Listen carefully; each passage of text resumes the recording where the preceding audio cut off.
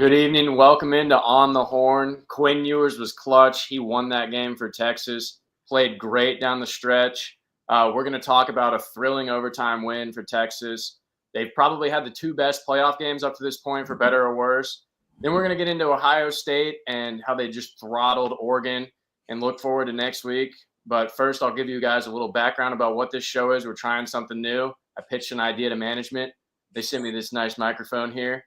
We're basically doing a call-in show where I'll do segments, give you my opinions, and then you'll call in and tell me how right or wrong I am, disagree, and we'll have a nice little conversation and dialogue. But first, obviously, we got to get into that Texas game. I said Quinn Ewers won that game for Texas. I put out a little video on the Instagram. First of all, if you're not following Inside Texas on Instagram, you should be. But I put out a reaction video, right? And I said Quinn won the game. That was clutch. I said it was a legacy game for Quinn. Probably one of the better games we've seen Quinn play down the stretch. And people were like, well, he got us in that situation. You know, Quinn's the reason that it even was that close. Quinn Ewers went 11 of 14 down the stretch, right? In the fourth quarter and overtime, he had 2 touchdowns. He was very accurate, 20 of 30 passing. Aside from one bad ball to Isaiah Bond, people want to talk about the target gate at the end of the game on Michael Tapp, but they kind of missed that targeting possibly on Isaiah Bond on that interception, right? So I think that was a little questionable on the 2nd and 4, throwing it deep when you were up like that. But I'm not going to question play calling. I don't know near as much as these guys running the program. But Quinn, yeah, he aside from a couple bad balls, he was very resilient. He played great, and ultimately he did win the game for Texas, right? Like you can't miss 2 field goals down the stretch and put the entire game on the back of your quarterback like that and expect anything more out of him. When looking at this box score here, there was 53 yards rushing for Texas, 1.8 yards a carry. You take out Quinn, it was like 2.2. It's just not going to cut it for Texas when you're not unable to run the ball against an Arizona State front that is frankly smaller. I was looking at the drive chart, and down the stretch in the first half, aside from a special teams, obviously Silas Bolden, praise Silas Bolden. He finally took one back to the house. That's why he never calls for fair catches, guys. That right there, the one that it finally worked out. But this drive chart is pretty depressing. You would have thought it was against Georgia. So aside from that 77-yard 2-play drive that everybody saw, where Quinn threw an absolute rope to DeAndre Moore, 2 plays, great passes from Quinn, great hot start. We've seen Texas do this a million times. Then it was punt, field goal, punt, halftime, punt, the safety play, touchdown, interception, missed field goal, overtime, right? I mean, the offense just has to be more complete if you're going to get mad at Quinn. And obviously everybody talks about Quinn for better or worse. But like I said, the feedback has been it's 50-50. It's frankly like a polarizing take to say Quinn won us that game. But I think he did. Quinn played great down the stretch, and people obviously there's talk about Arch Manning. You know, people want to say, oh, put him in already, right? But we've seen Arch play games. He played against Cupcakes, against UL Monroe. Yes, the AB Bowl. The run game got us in that situation. The O-line giving up 3 sacks to Arizona State. A small line. Shout out to Prince DeBoer, former Longhorn. But you can't look like you're playing against Georgia's front when you're playing against Arizona State. I mean, this run game has just been bipolar all year long. After going for almost 300, Texas, and for whatever reason in this situation, then could barely break 50. I mean, it's just been kind of the MO of this team all year long. But yeah, there's other bright spots, but I believe that the Quinn really had a legacy drive. That 4th and 13 thing is when you talk about Arch, right? The kid's 19. I saw him against UL Monroe's first career start. What does he do? He throws into triple coverage, right? Arch now, this is not to say Arch doesn't have a better ceiling, higher ceiling in the future with the physicals, the measurables, the deep ball, the off-script plays, right? That's what people talk about Quinn off-script. That's where Quinn is not as great. But Quinn on script is a great quarterback. He's a great college quarterback. He's 3 touchdowns. He's 322 yards. He's that 4th and 13 because he's a third-year starter in the system, checking that cover 0. And Kenny Dillingham just said, oh, we didn't get out of it in time. Who knows if Arch is doing that, right? Arch might have the better measurables, the physicals, the things that you think, oh, this is going to make a great Texas quarterback. This is, a guy who can win whether there's 50 yards of rushing or not, right? You think back to Colt McCoy in 2008 and 2009, the last time they played Ohio State, we'll get to that later. But Colt McCoy led the team in rushing one of those years, right? That's not Quinn. That's not who Quinn is, and that's fine. Quinn throwing for 322 yards is great. That's what you want to see out of the guy. And yeah, I just think Quinn in the pocket, he's done well. A couple of those times he falls in on himself. His feet aren't great at times, but I think a lot of that has to do with injury. We did see him rolling out, making a couple of really good plays. We saw that the last time they were in Atlanta, right, against Georgia, when he rolled out and made a heck of a throw. I just think Quinn in the passing game, if you allow him to make in the pocket, he's actually done quite well with his reads. And his ability to make second-level passes, intermediate passing has been great, right? Gunnar Helm's almost always open. Matthew Golden is open. But the receiving core has been a little bit underwhelming. Isaiah Bond, I don't believe, had a catch, if I check. No Isaiah Bond, 0, 0, 0, 0. And then you had Matthew Golden. Your next highest receiving target was Gunnar Helm, then Trey Wisner, then Ryan Wingo. Ryan Wingo had a couple good grabs. DeAndre Moore had that touchdown. But I just think this receiving core, it's kind of developed into what we saw or kind of expected heading into the season, right? You lose A.D. Mitchell, you lose Xavier Worthy. We thought receiver by committee. This is a talented room. Isaiah Bond comes in with a flash, but he's been a little dinged up, and Matthew Golden has turned out to be the most formidable target for Quinn, and they have that trust. I don't know what it is, but when he sees two, he throws it his way. When he's got two and one-on-one, he goes deep. He kind of forced that one to Bond. Maybe Bond's coming back. I think that should have been targeting. Everyone's talking about the Taft hit. Again, we'll get into that later. But, yeah, I mean, I just think the receiver room has been a little underwhelming at times. Ryan Wingo and Bond are going to have to step up. Those are speedy guys on the outside that need to play well. Yes, people saying act like because Quinn isn't prime VY or Colt that he's absolute trash. And fans need to realize who Quinn is. Quinn is a really good college quarterback. He's a top 5 college quarterback right now. Granted in a weaker class, but Quinn is the best quarterback we've had since Sam Ehlinger, and before that it was Colt McCoy, right? And people are always going to be hard because it's Texas fans. I know I'm young, but I'm old enough to remember the days when people were saying to David Ash, put in Case McCoy, and before then Colt McCoy. I don't really remember that, but my older brother told me there was a time when people wanted to pull out Colt McCoy because he had that 20 or almost 20 interception season in his sophomore year. Like, this is just kind of Texas fan expectations. I do remember Sam catching some flack, and then in hindsight, we think, oh, man, how good was that guy? Quinn's now top 3 in, I believe, passing yards and touchdowns. He's a 3-year starter. He's going to be that guy you remember for better or worse. That 4th and 13 play will be etched in Texas fans' memory, regardless of what happens next. But yeah, enough about Quinn. Played good in the clutch.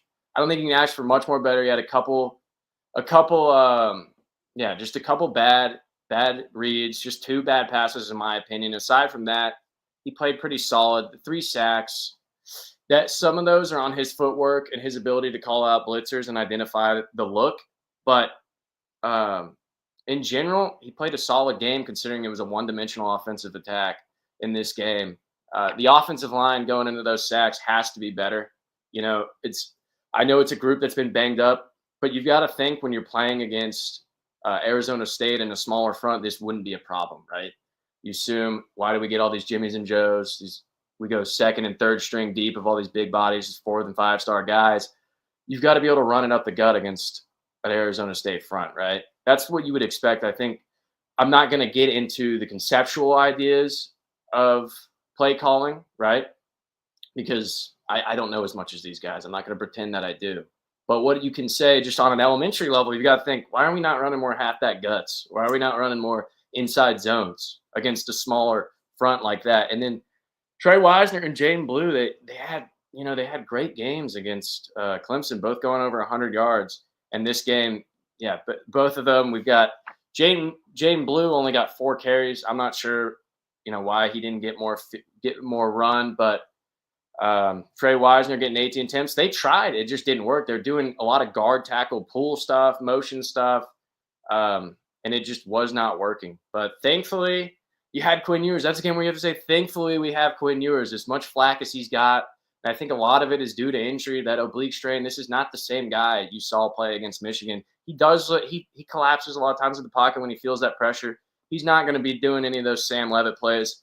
Credit to that kid, by the way. He did back up a lot of his talk by how he was running all over our defense, making Anthony Hill work and Trey Moore. But yeah, that's not Quentin's game. He's good at that pocket presence when he's at his best, moving up and down in the pocket, rolling out, finding guys. But yeah, I think just after the injury, that's definitely rattled him. The ankle one was huge, and just the fact that he's got that oblique. I think it's just all in all, kind of an amalgamation has led to him being a little just more shaky than the guy we see at his peak. What Quinn can be, and that's been kind of the story of his career. He'll play 4 games, he gets dinged up, and then it takes him a few games to get back. But right now, he's playing good ball, right? And when you've got Matthew Golden, that guy is almost always open. He's been a cheat code for Texas recently. He runs great routes. He's got sticky hands. He's turned into our best receiver. I don't know that many people would have thought that. All you knew about Matthew Golden was that good game he had against Texas, and kind of a forgettably close game last year on the road at Houston, because they never play, even though they're in-state rivals. Whatever is going on with college football, we'll never know. But yeah, I mean, Bond and Wingo, need to step up, right? O-line needs to step up. Bond and Wingo, I think, need to be better. Golden's always going to do his job. Helm's always going to do his job. He finally got a little run and got the game-winning touchdown. He only had 1 reception, I believe, going into overtime, or into the fourth quarter at least. It felt like he wasn't getting a lot of run. And then finally, you target those guys, they're almost always open, it feels like. When you have a tight end that runs good routes and is relatively athletic, it's just always going to exploit a defense when they put linebackers on them. It's a favorable matchup, or corners are too small for them. But yeah, I mean, aside from that, the offense it was about 3 guys. And then Bert Auburn, obviously, I don't know if that kid, if it's just a mental thing at this point. You saw Sark giving him a pep talk, and it just didn't work. And then he doinked it.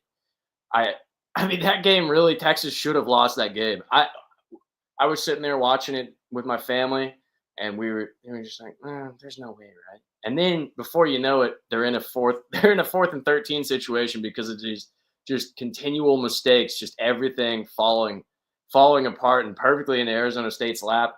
And then somehow Texas pulled it off. Thankfully to Quinn Ewers. Again, it goes back to what I'm saying. It was because Quinn pulled off that 4th and 13, and that, the run game wasn't working. They ran, got lost to 2-3 yards. And then Quinn knows how to call a check like that, hit it up the seam, and somehow Texas squeezes away with a win, and the defense stood up. I think the defense giving up 30 points and giving up 28 points, last game was a little bit more on the defense's end, like giving up those yards. But you're going against a stud like Klubnik, who has now played himself into people thinking that Klubnik might now be one of the best quarterbacks heading into 2026, potential Heisman candidate. But aside from that, the reason the defense gave up 31 this game, obviously you got to factor in overtime, but time of possession, right? It's not fair to criticize the defense in this game when you look at the time of possession, and that a lot of that all has to do with run game, right? Like, you look at the run game, Texas getting 50 yards, and Scattaboo and company, with having a dynamic quarterback, a dual threat, they had 214 yards. So, I mean, that's just, they controlled the time of possession. They were driving it up and down the field, and then just failing in the goal line. I honestly, I think if Texas plays like that against anybody else other than Arizona State, that is most likely a loss. I mean, you can't give that many shots in the red zone like that. They've also had some field goal kicking issues, but they totally outgained Texas everywhere except for passing. That was it. Except for Quinn. I mean, like, you really can't point to an area and you go, oh yeah, like Texas outplayed them there. Texas outplayed them here. I think our defense was great situationally, right? Getting those huge stops in the red zone, similar to Clemson. They might have given up some yards, but when it counted most, they stood on business. And it's just more so about just the situational football being great. And then Arizona State pulling some rabbits out of the hat with plays like, Cam Scattaboo throwing a bomb, Cam Scattaboo grabbing a bomb, Texas just is going to have to make some changes. And if you need to make some changes, go to Luxe Remodel Kitchen and Bath. Uh, This video is brought to you by Luxe Kitchen and Bath. Luxe has been offering high-end kitchen and bathroom remodels for 3 generations throughout the greater Austin area. With 5-star review after 5-star review on Google and Facebook, and an A+ rating from the Better Business Bureau, you can put your faith in Luxe Kitchen and Bath's award-winning designers and skilled craftspeople to bring to life that dream vision of your special home. But that's not all. Luxe's all-star team provides full remodels, large additions, and even commercial build-outs as well. So call Luxe Kitchen and Bath at 833-358-LUXE today. Or visit luxekitchenbath.com to discover where quality meets luxury and begin the process of transforming your home. Get a free quote today by calling 833-358-LUXE. That's L-U-X-E. Or by visiting luxekitchenbath.com. Link in the description. all right. Thank you for that, LC. So yeah, back to what I was just talking about, just time of possession, absolutely controlling the game. I know a lot of people were kind of 50-50, like saying, Quinn, put us in that position. I get accusations of being a Quinn homer. Some throw around the term glazer. But hey, I just think you got to respect Quinn for what he's done and now put him over 30 touchdowns. He led Texas now to a 13-win season for the first time. And like that was the first time since 2009 now that Texas has won 13 games. So, I mean, I know people have their opinions on this game and think like Matthew Golden is legacy cemented. Matthew Golden's a legend. But I think you got to give props to Quinn. Like most of those balls were perfectly put where they needed to be.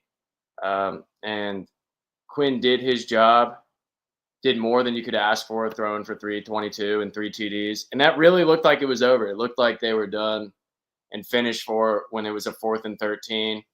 I'd love to hear from you guys. If you feel free to click the link in the chat to join in and call and kind of give your opinions on the game. But yeah, I mean, my thing is just hat tip to Quinn. Offensive play calling maybe got a little bit too convoluted at times, and the run game has to be better. We've got to see some more consistency on the run game. Texas needs to learn. You know, if we're gonna get if we're gonna get all these big boys up front, and we're going to play against the likes of Ohio State, who we're going to get to in a second, you've got to learn to run the ball in between the tackles. It shouldn't look like you're playing against Georgia when you're playing against Arizona State up front. And that's where you kind of got to talking about Ohio State, because while Texas survived, it's hard not to sit there and think, you're catching your breath. You're saying, oh, okay, wow. Texas survived. A win is a win. That's a common phrase, which is not necessarily true because Texas has had the 2 most dicey first-round games, the 2 closest to call. This one especially. I mean, Clemson, you forget, cut that to 1 possession. It might have looked good with some window dressing at the end, a 14-point win, but they took a 21-point lead and cut it to 1 possession. And then this game, obviously, Texas probably should have lost, getting totally outgained on the offensive end, and really Arizona State squandering a lot of chances. But yeah, that type of stuff is not going to fly against Ohio State. You saw how Ohio State played. Sark might have taken a deep breath and then immediately turned on the Rose Bowl after the celebration. It was already 34-0 in the first half. I mean, what Ohio State did to Oregon, that was just an absolute skull dragging, just behind the woodshed, beat them to a pulp. It's like when you see those 2 big kids in your school and they finally fight, and it's like, oh, these are 2 heavyweights. This is going to be fun to watch. But then one of them does jujitsu, and the other doesn't know that. He's just big. And then before you know it, he's throat kicked him and put him in a chokehold, and the other guy's screaming uncle. And that was basically Oregon. They were crying, please take me out of this. And you're sitting there watching on the sideline like, this is fun to watch. And then before you know it, they turn and look at you and go, yeah, you're next. And you're like, well, me? We just worried about Arizona State. Well, that's kind of what I think Ohio State's looking at Texas, saying, "Oh, they look gettable." And Ohio State is playing the ball we all expected them to play. Right? A lot of people's preseason picks was Ohio State. Right? Ohio State versus Texas was a lot of people's preseason. That was Eric's pick. That was my pick. when I first started back in August, we did a round table, and I said I thought Ohio State would be playing Texas in the national title, and that was a lot of people's picks to go to the national championship. Was Ohio State and Texas. Both of them, failed to win their conference. Now they're playing in a 5-8 game in a semifinal. But Ohio State has put everything together that we expected to. And that's a good point, Cypress. Yeah, they lost to Michigan. That's the thing. Is they lost to Michigan, this team, but they have not given up 20 points to anyone all season except the formerly number one ranked Oregon, right? So Ohio State's defense is a lot like Georgia's. And that's where you kind of got to worry, is that Ohio State has that defense. They have the number one statistical defense in the country. I believe Texas is now down to third. But Ohio State is the most talented team in the country. We thought this when they got Quinshon Judkins. Jeremiah Smith coming in, he turned out to be Calvin Johnson incarnate. But then they lost to Michigan, right? They lost to Michigan. They lost to Oregon on a boneheaded play the first time. And then they go and lose to Michigan. So I think Ohio State is capable of being the best team in the country. They just have like a Michigan-sized hole in their heart. Like, they just don't talk about that. Don't bring that up. The thing is, against people not named Michigan, I mean, the stats. Ryan Day, I think his record now is like 59-8 or something like. I mean, he is insane against opponents not named Michigan. But yeah, I mean, Texas has a huge challenge ahead of them. That is for sure. Ohio State looked great. And Manny Muhammad versus the Ohio State receivers will be something to look at. That's a big one. How will Manny Muhammad fare when he's on the outside? Jahdae Barron, the Thorpe Award winner, against Abuka and against Jeremiah Smith. Like, they've got a good attack. I think though Texas's defense is up for the task. There's no doubt about that, right? Texas has one of the best defenses in the country. It just depends. If we let Ohio State do to us what Arizona State, as weird as that sounds to say, not Georgia, Arizona State, if we let Ohio State do what Arizona State did, and that's no disrespect to Scadaboo, he did back up his talk. That guy's a heck of a player. He did kind of what Ashton Genty we thought would have done. But yes, Scadaboo was just a monster, and that's part of the time of possession control there, is him running for 144 yards and their quarterback having the run dynamic. But yeah, if Quinshon Judkins gets going, he's a dynamic back. He's, very, very shifty. He's very good in space. He's got a great spin move.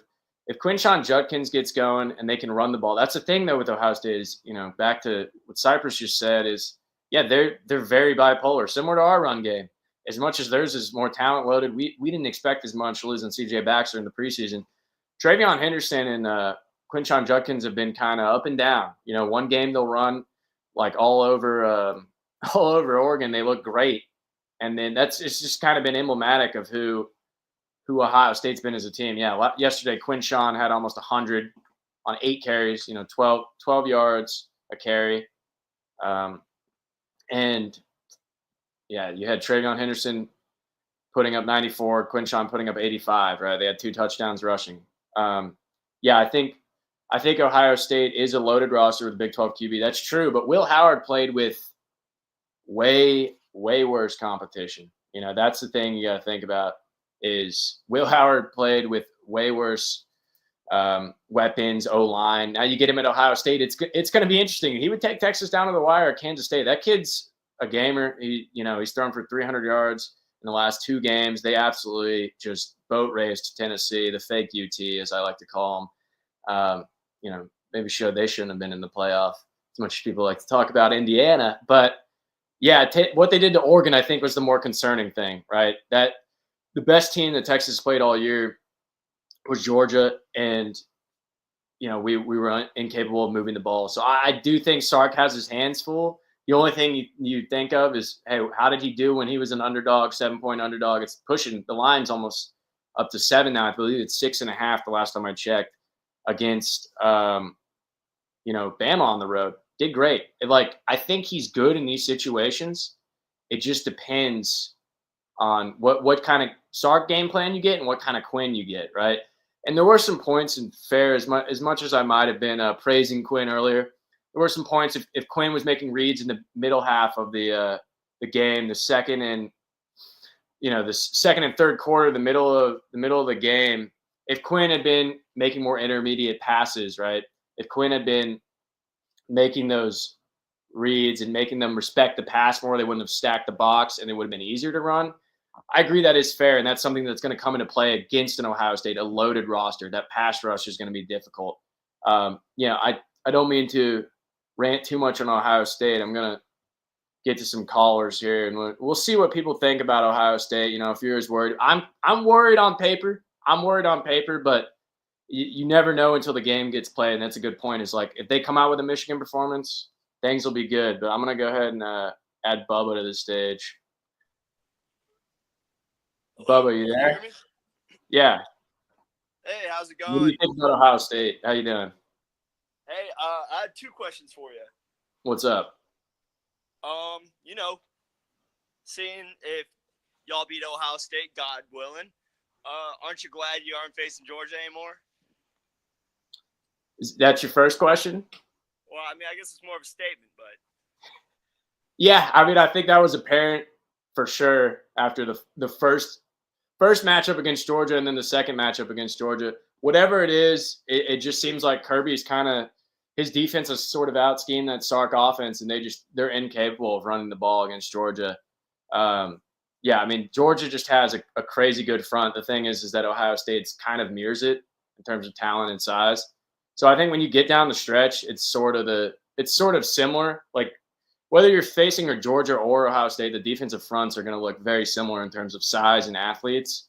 It's a similar challenge. I do think maybe Georgia's a little bit mental at this point. But then again, Auburn couldn't hit field goals against Arizona State, much less Georgia. So I just, I think Texas has kind of just been beating themselves in the recent weeks. But yeah, what's your second question? Oh, you saw the Georgia game, right? Against Notre Dame? Where do you think Parker Jones is going to be transferring to after that? Oh, yeah, I know that actually people were sharing that clip this week. The last time Texas played Arizona State, it was Mac Brown's stepson. I can't remember his name off the top of my head. I was like 6 when they played. I think this was in like 2007, right? And Mac Brown's stepson, I'm sure a lot of you guys remember this. Mac Brown's stepson reaches out and touches a ball when Texas was about to recover a fumble. And so that's a flag, obviously. Like someone from your sideline reaches out and disrupts play. So, people were goofing him a little bit. I don't remember if he stayed on the staff much longer. I actually heard he's got a job right now somewhere else, maybe at Houston. But yeah, that was a funny moment. But Texas went on to just curb stomp Arizona State in the Holiday Bowl. But this walk-on running back at I don't know if he's related to Cash Jones, Parker Jones, definitely a walk-on. He's not dressed out. He's wearing a shirt. He's getting hyped up when Dylan Bell catches one of the few passes that Dylan Bell can catch. He had like 2 drops today. Georgia just can't hold on to anything. But yeah, he is running down the field, gets him into the red zone, I believe, and then Parker Jones, his backup running back, like accidentally stumbles the ref, and very similar to almost a Chicago Cubs situation. Whenever fans, or I guess walk-ons are not fans, no disrespect to the boys, but whenever guys who aren't playing disrupt games, I mean, he'll probably catch a lot of flack. I mean, you know how SEC fans are. Well, Texas, we're technically SEC fans. We'll get there, but yeah, y'all get there, I'm sure. they're not like Georgia fans probably. And I mean, I imagine that kid, like they still lost by double digits. Notre Dame got a kick return to start the second half. Like it can't get much worse than that, and that strip sack. But I was just shocked they didn't take the field goal. They have a good field goal kicker. It was just one of those moments you'll remember. They went for it on 4th down, then failed, got no points out of the drive. So I mean, yeah, that kid will probably have to shut down his Instagram. But that was a funny moment. It's a shame though that wait, what did he say? Jones will. Yeah, I mean, I don't know if he'll portal to Notre Dame. Yeah, he probably got an NIL deal from Notre Dame from that. Well, thanks, Bubba, for your call. Bubba. All right, we got Mike. Mike, you're on the show. What do you got? Ohio State, Quinn Ewers, anything? Hey, James. I was wondering, what do you think about the play calling from Sark in these games? I mean, it seems like he's really obsessed with just running these outside zone plays, and they don't seem to work against Georgia. They didn't work against Arizona State either for some reason. I mean, you think Texas ran away from the Big 12? You know, that Big 12 physicality, was it too much for them? Appreciate your call, Mike. You know, I was talking about that earlier. Is when you've got the bigger dudes, right? Arizona State, they've got good transfer class. They're kind of a little bit of a Texas light in the way that they have their little mini Austin over there with a couple of those boys, Jake Smith, Prince DeBoer. But yeah, I mean, I think sometimes maybe Sark, he's a great offensive mind. He, was in the NFL. He was on that Mac Jones Saban team. He might sometimes get a little too creative for his own good, right? Where if someone like me or you, the fan at home, we can't call a game like Sark can, right? But you can look at a game from a 30,000 viewpoint and just go, oh, Texas has dudes. Like I notice when I go to practice, I don't know half as much as these guys, right? But I just see Texas's physicality. And I'm like, they look like Georgia. They look like Alabama now, right? Up front, particularly, you just notice the sheer mass of these dudes. They're mountains of men that Texas has now, right? And then you look at Arizona State. Well, no disrespect to the fellas, but they're just not. They don't line up physically. You look at that game. There's a reason that line is what it is. And so sometimes simplicity is best. Like you just go, hey, why are we not doing Trey Wisner on an inside zone? Why are we not pushing it more interior, right? Letting DJ Campbell and Connor and Majors and stuff pick up those interior blocks instead of motioning and shifting out, looking for that outside zone. The outside zone, it never worked against Georgia. It didn't really work against Arizona State. So that is one of those things where you're like, all right, maybe keep it simple a little bit, Sark. Like think about that heading into Ohio State, because if we have the guys like Ohio State, then let's just run it up their throat. Why not? Why not do a halfback gut? Why not do an inside zone? On that second part, though, I've had a little fun with that. Like I personally think Texas should, north-south running always makes more sense, right? Instead of going outside against the smaller boys. But the Big 12 question is Texas running away from the Big 12. I think I would have loved to see Texas stay in the Big 12. Like yesterday, this realignment stuff it's made things interesting. The fact that we have a Big 10 matchup in the Rose Bowl, because that's what college football is all about, right?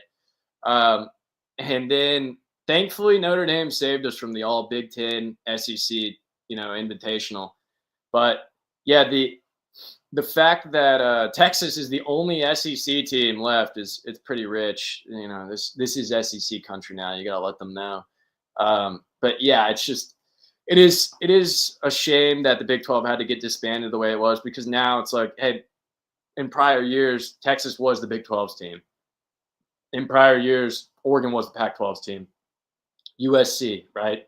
And so, I mean, it's a shame that a lot of people are making decisions about college football who are thinking more financially instead of less about what the sport is about. I mean, it's the most absurd example is teams in the Pacific Coast who can literally see the Pacific Ocean from their window on campus are then playing games in a conference called the Atlantic Coast. I don't think Texas ran away from Big 12. I think we know the answer. That was all about money. Speaking about money, get your finances in order with David McClellan and his financial group. I'm just going to say, guys, you probably need a fiduciary financial advisor. And I've got the guy for you. His name is David McClellan with Forum Financial. He works broadly and deeply with his clients as a financial life coach. And he should know something about coaching because he won several national championships as a swimmer for the University of Texas. He specializes in financial planning and has contributed numerous articles to Kipling on the topic of retirement tax bombs. So contact David today to be your fiduciary financial planner and schedule a 1-hour consultation to assess your financial situations. The free consultation is available, so just give him a call. The number is 312-933-8823. That's 312-933-8823. His email is also in the description below. All right. Thank you for that, LC. Great ad as always. I'd like to say that I'd like to think that was a good transition. This is my first time hosting the show, guys, so you're going to have to bear with me in some of the pauses sometimes, maybe not the smoothest. We're going to go to another caller. We got Thomas here. All right. Hold on. All right, Thomas. Hey, what's going on, James? Hey, how you doing, man? What do you got for us? Yeah, so I mean, we saw the first couple of playoff games. The defense hasn't really looked good, especially against more mobile quarterbacks. Klubnik, kind of threw a lot of passing yards there, had some success, and then Sam Levitt, was making some moves outside of the pocket. Will Howard, obviously had a great game, yesterday afternoon. I'm just kind of concerned with how the defense is looking. Everyone was giving us a lot of compliments in the middle part of the season on our defense, and it just doesn't seem like it's holding up to the playoff competition. And I'm just not sure if we're going to have the guys to cover not only Will Howard, but also, Jeremiah Smith, like you mentioned earlier, who's, he looks like the second coming of Calvin Johnson or, Tavon Austin or whatever you want to call it. So, what do you think about, how is Sark and PK gonna game plan against these talented fast guys? Yeah, it's a good question, Thomas. Thanks for that one. Yeah, so that kind of goes back to what I was talking about earlier. Like, the reason the defense, and I got caught saying this on the Instagram. If you're not following Inside Texas on Instagram, you should be. We put great stuff on there. We just hit 40,000 followers. Thank you guys for that. But I put out on the Instagram my instant reaction video. I said the defense looked human. That was a casual take. I'll take the punishment on that one. I got lambasted a little bit. Like, defense looked human because they were wiped out because of this stat right here. Got fresh off the printer. 37 minutes time of possession. Like, most defenses are going to get worn down like that. I think the first game against Klubnik, that's just because that kid's a stud. I mean, all praise to a fellow Westlake Shap, Cade Klubnik. But, yeah, I mean, Klubnik is just dynamic, right? That kid's got 40 total touchdowns. I believe he was second behind Cam Ward in total touchdowns on the season. John Mateer was up there too. I hate to give OU praise, but he did it at Washington State. So, hey, but time of possession was 37-22, right? And so when your defense is on the field constantly doing red zone stops, constantly getting pushed to the brink, driven down the field, and then your offense is going 3-and-out. And I read that drive chart to you guys earlier. After that 2-play 77-yard drive, Texas was going punt, turnover on downs, missed field goal attempt. Halftime, right? So most of the time they were on the field for dang near 2/3 of the game.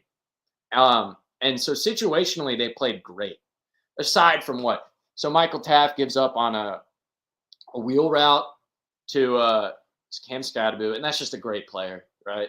And then another play, it was on the fake or the trick play where Scadaboo throws it deep, and I believe Taft bit up and Muhammad was one-on-one on the back end. So that's, a lot of trick plays are going to catch teams. But when it mattered most, Arizona State couldn't finish in the red zone. They were either getting held to field goals, missing field goals, or turning it over on fourth down.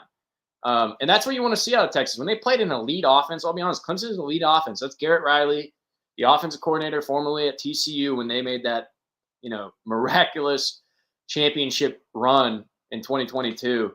That was his offense. Then he went and left over to Clemson. He's finally running some more of his stuff, the air raid style, looking like his brother. And Garrett Riley's offense was great when they put in Wesco. They put in all those freshman receivers, Mike Williams. I should know the other guys' names. But Klubnik and also just being dynamic. That is something that I think Klubnik just got them because they hadn't seen anything like that. And Klubnik is just a special athlete. Levitt, though, the quarterback run, you do have a point there. Levitt ran for 70 yards, and that's including sack yards. I can't find it right now, but Levitt did run for 70 yards. That kid was scrambling all over the Texas defense. That was something to consider. But Levitt's also a small, little skinny guy. Will Howard is a big physical runner. He's going to try and, he'll do some QB power stuff. They'll do some read option stuff. He's not a huge scrambling guy, if you remember those games against Kansas State, but he's a competitor. Like, he's a big dude, and he's mobile. He's more athletic than people give him credit for. You guys just need to remember last year. I mean, I don't need to remind you all the 2023 game in overtime where they could have ruined Texas's playoff run last year. I believe Texas won, 34-31 at home last year against Will Howard and Kansas State. So it is something to factor in. Like these quarterbacks are really what drive the offense. Diego Pavia, right? Like, we had such success against Marcel Reed. Well, he's not as good of a passer as Cade Klubnik. So we kind of thought we were impenetrable to that quarterback run. Then all of a sudden you get a dude like Cade Klubnik, who we forget it. He's a 5-star quarterback too. He's a number one guy in his class after Ewers reclassified. Like these other teams have dudes, right? And I mean, yeah, ASU Levitt is just an absolute dog. I think you got to give a lot of credit to that kid. He talked some smack to Ewers, and then he didn't necessarily outplay him, but he sure is more dynamic than him. He sure is a better dual threat than him. He can, he can craft up stuff. He can off script, in a way that Ewers can't. Like, yeah, rushing for 69 yards, 28 was his long. He was gassing some of those dudes. Pretend those big boys are not, a little bit winded down after they have to chase. Anthony Hill's a freak athlete. Trey Moore's a great athlete on the edge. They're great at setting the edge. But you got to chase around this little dude looking like and we don't want to throw around Manziel comparisons, but, who else does it that good? We all want to see another Manziel one of these days, just not at A&M. But Levitt looked great. That kid was a fighter. Scadaboo was a fighter. It's a shame his career had come to an end like that, and that he was against Texas. We'd love to have guys like that, obviously. But, yeah, I just think that's it's not something necessarily to worry about with Will Howard. I'd more so just be worried about the run game getting established. And, yeah, on that game, obviously, talking a little bit about the defense looking dicey at times. I think that was more so just time possession. If we can control the run game against Ohio State and keep them off the field, then our defense will be elite. They'll be a top 3 defense, maybe even the best defense in the country. Secondary might be the best defense in the country. I mean, it's hard to be against Jeremiah Smith and Ibuka, though. But, yeah, getting to one thing we got to talk about, polarizing, controversial, whatever. SEC bias. This is why Texas won. Target gate, right? Everybody talking about Michael Taft. I mentioned him on a couple of those plays. He didn't have his greatest game in the world, but that kid's usually, always in the right place at the right time. Michael Taft laying the boom. He's a fellow Westlake guy, so I got to support him too. But yeah, I love when he comes down across the middle and lays the boom. It's pretty cool to see little Mookie laying it out, and then we go, oh shoot, was that targeting? They review it, say, well, he didn't. Bill Monye, the rules expert of ESPN, says it was a launch. He was defenseless. I think the only reason I wouldn't lean, because I usually root for the little guy. I thought Georgia Tech might have gotten robbed on some calls against Georgia when they had them up 17-3 or 17-0 in that game. There were some weird calls going to that 8 overtime game. You wonder, but I think it's just really been consistently bad because these officials are just like, they're almost like mercenaries a lot of times. Like they're not full-time employees. So they're just coming in, they ref a game, and then they're out. And you never really know who they are, what's their name. You recognize some guys because, you're like, oh, this guy's Big 12, this guy's whatever. You remember who they are, but these officials are not full-time employees. So I think just the standard is not super high for officials. And this goes back to like college football just being sort of mismanaged, where these officials, yeah, exactly. Like targeting call rules are not very clear. So like if you're going to call that one, then call the one where Bond got laid out on that Quinn Ewers interception, right? Bond got laid out. That was straight to the head. So they say it's a launch, so he has to be turned. Is it defenseless? Well, what defines defenseless? Did they make a running back move, or did you just lay a guy out? And what if you're not trying to hit him in the head? Because I get what we're doing. The idea is like, okay, we don't want these kids to get, dinged in the head, and this guy's purposely head hunting, a la the Saints Bounty Gate scandal back in the day. But that's not what Michael Taft's doing, right? Like Michael Taft's just laying a good hit, making sure that pass gets broken up. And I mean, I think he did a solid job of making sure that pass was incomplete. He didn't really launch with the head. He didn't go helmet to helmet necessarily. It was just kind of an indirect contact thing. So I think there's more so consistency, and that's what everybody kind of wants. I wouldn't say the refs won that game for Texas because there was missed calls on both sides that you're kind of like, all right. And then a month earlier or 3 weeks earlier, yeah, I mean, Elijah makes a good point. It was just a football play. The helmets happen to make contact. He's not using the helmet as a weapon. Like, everybody remembers everyone remembers. I'm a Texans fan. I know most of y'all are probably Cowboys fans, but I remember just a couple of weeks ago, the Texans linebacker, he has like an Shazier or something like that. But he's like a known dirty player. And he, after Trevor Lawrence slid, just dove at his head. That's different than what Michael Taft did. Michael Taft's not trying to hurt anybody. Michael Taft's just making a physical play. He's breaking up a pass. But yeah, everybody just kind of wants consistency. That's what people want with the officials. I wouldn't say Texas. Yeah, John. So technically targeting, but the rule is dumb, and they didn't call it either way. Yeah, so that's the thing. It's just people want consistency. Be clear with us. Like, tell us what targeting is. Did he launch? Does he have to do this? Does he have to do that? Like, give some parameters. But I think everyone knows if it's a dirty hit. I hate when they get. Yeah, and that's a good point by Nigel. I think that's one of those things where they go, it's a four, or it was 3rd and 5, so it would have been 4th and 5, right?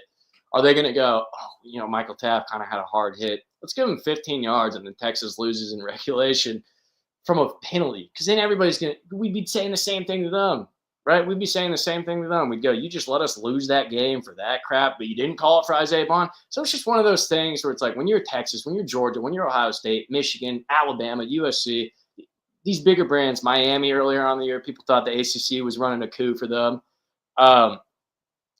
When you're those teams, like, people are always going to say refs, they're in the ref's pocket. They're in the ref's pocket. That's just what people say, that sitting on the lazy boy and just think, yeah, refs gave them that game. I've been that guy.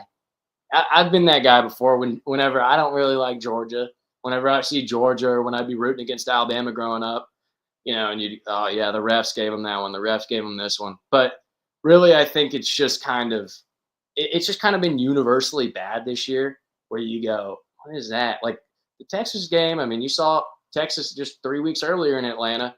You think that the officiating went their way against Georgia? I mean, you saw what Sark said at halftime. You saw what Sark said at halftime. We saw the penalties in that game in the box score heavily favored one team. Does that necessarily mean that they were running cover for Georgia? Probably not. Probably not realistically, Texas won this game not because of the refs. They won this game because of Quinn Ewers. Yeah, how's that for a segue? Closing it all up to what I opened with. Quinn Ewers won us that game. That was a Quinn Ewers legacy game, in my opinion. Played great. This is my first show, guys. I appreciate the few people that did call in. In the future, click the link. We'll put it in the live chat. Join the calls. Join in. Tell me how wrong or right I am. It'll be fun to, get to know some of you guys, talk more. We're trying something new. This is the first episode of On the Horn. Make sure you're subscribed right there to Inside Texas. Click out right now. See if you're subscribed. A lot of you are watching. You think you're subscribed. Make sure you are subscribed. We just broke 16,000 on the YouTube. We're trying to hit 20 soon here. Make sure you're subscribed. Tell your parents, tell your mom, tell your girlfriend, your brothers, your sister. Just be like, let me see your phone real quick. Click subscribe. It doesn't do anything. It's free. And yeah, it just helps us out. We want to grow. We want to keep doing this stuff. This is my dream right here. I want to keep doing this show. So, hey, thank you guys for being along. My first time hosting. Hope it wasn't too bad. And yeah, we'll be back next week right before the game, and we'll talk a little bit more preview about Ohio State. Hopefully I'll have better structure by then. But thank you all for coming along for the ride. Make sure you subscribe, follow us on Instagram, follow us on Twitter at Inside Texas. God bless you and Happy New Year.